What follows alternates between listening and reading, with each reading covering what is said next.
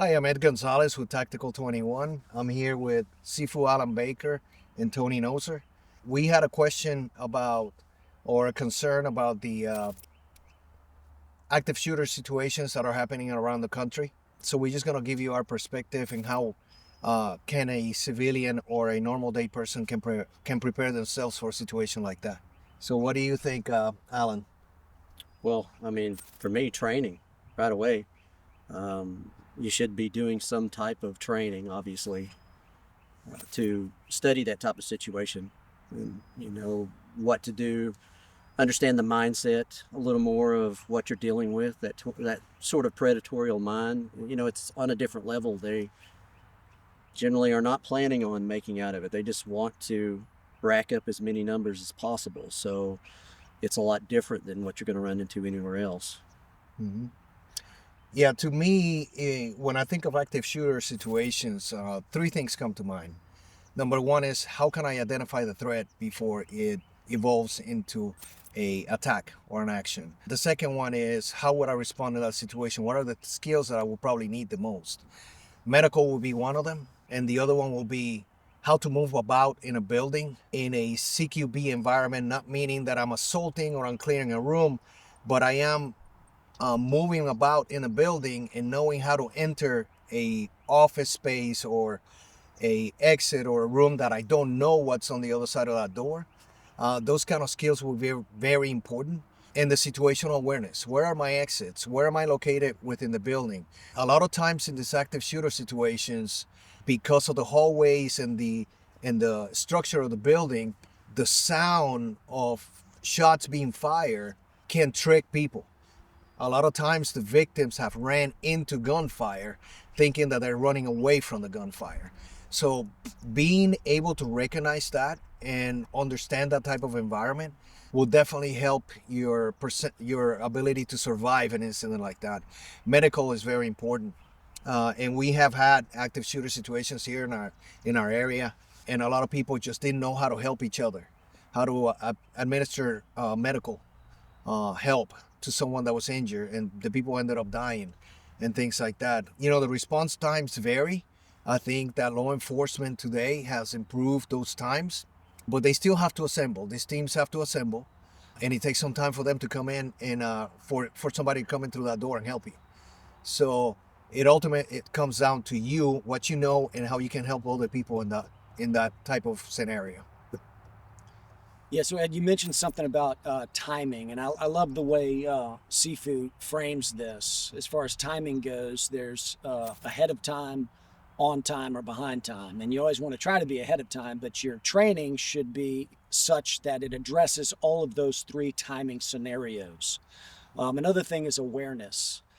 So being aware of what uh, predators do and looking for targets. And so you can try to avoid locations or recognize the surveillance tactics of predators and try to be a hard target. Ultimately, you want to deter violence by situational awareness, being aware of the threat, and remove yourself from the situation if you can be ahead of time. And then I'll let Sifu talk about some of the other stuff, the on time and behind time. Behind time is the worst case scenario. And that's what training is for, honestly. If you find yourself in a difficult situation, your training and situational awareness is exactly what you're going to do. So Ed mentioned a lot of things about being inside. A lot of these active shooter scenarios take place in facilities that are designated gun-free zones, and that's been going on for years. So, as a point, I try to avoid places that are gun-free zones because just because they're a gun-free zone doesn't mean that they're a violence-free zone. But not everybody has that ability. Some people work in places that are gun-free zones, and those places are going to be targets. So they need to be aware and they need to be well trained. So um, that's what I've got. Sifu, what do you got on the training side of that?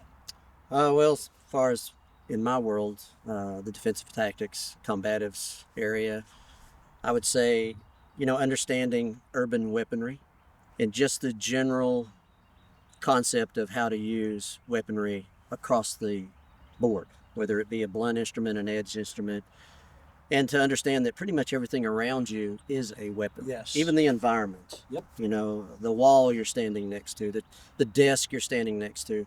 How do I use that as weaponry? And if you don't have that mindset or that training, you don't see that. So that would be one thing, is to understand that you, even though it may be a gun-free zone, it doesn't mean it's a weapon-free zone. Right. And a lot of changing your perspective to understand it, to be able to look at objects that are on a desk and look at it in a different way and understand how I can use this if I had to. Again, comes back to taking that first step to getting training. And you know, because one of the major things that good training does is change your perspective.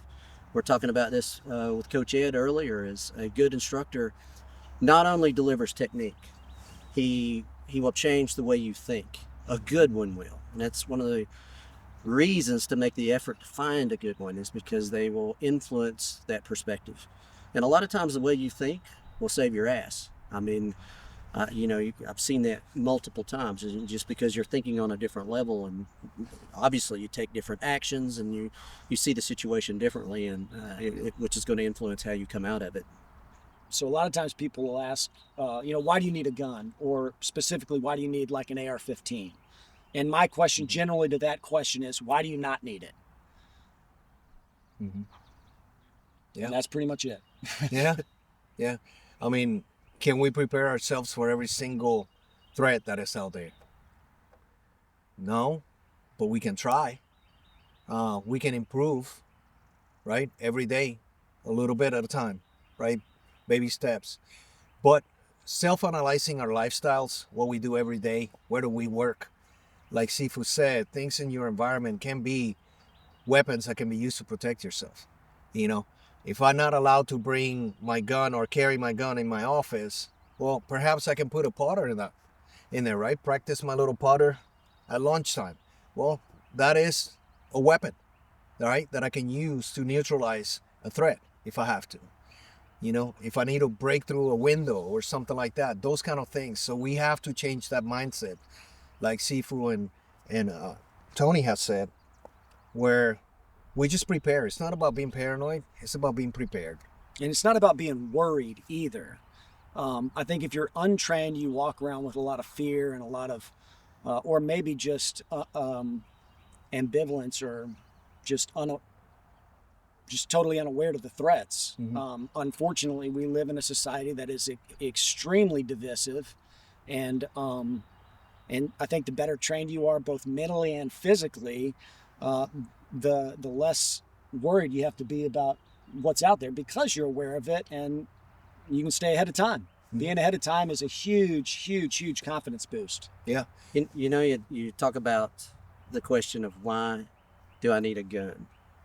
And, you know, the perspective that I'm asking it is maybe someone who they don't have a predatorial mind. Do you think the bad guy's asking him that self? You know, I'm going to go get this person.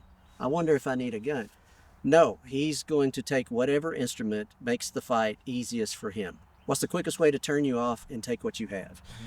So, because it's the language of violence, in projectile weaponry, edge weaponry, blunt weaponry, and ultimately coming down to be able to use your body as a weapon. Mm-hmm. The bad guy's not asking that question. So with that perspective, that's why, because if you are in that situation and you have that predatorial mind show up with a tool, do you have one? Are you trained with it? And if you don't, is there something that I can pick up and use? You know, I think your average everyday person doesn't think that way. But you're dealing with somebody that does. You're dealing with that predatorial mind that thinks that way. That's one of the reasons why you need the training. You need the weapon systems. Mm-hmm. Yeah, I think a big thing here is just look at it in a way where everybody can be a threat. Obviously, training is going to give you the confidence to respond to some situations better than others. But by self-analyzing and recognizing that that's an area that you need to improve, get some training with a good coach. Do your research before you do that.